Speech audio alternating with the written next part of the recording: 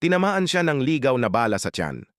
Tumagos sa kanyang balat, ngunit nagsimulang bumagal ang pagpasok nito sa kanyang taba sa katawan. Layer by layer, mas hinihigop ng taba ang energy ng bala. At sa oras na tumama ito sa mas malalim na tissue, ang bala ay nawala ang halos lahat ng puwersa nito.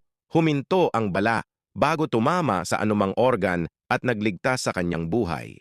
Kaya kumain ka ng itlog dahil ang nagde-develop ng embryo ay connected sa yolk. At ang yolk ay meron lahat ng nutrients katulad ng proteins, vitamins at minerals. Kaya kumain ka ng itlog para... Itlog kay daling lutuin pero ang suyuin siya'y kay hirap gawin. Masarap siyang iprito pero ugali niya'y nakalilito. I-try mong ilaga dahil baka makuha mo pa siya sa tiyaga. Pero maghanda ka ng asin para ready ka pag hindi ka niya kayang pansinin.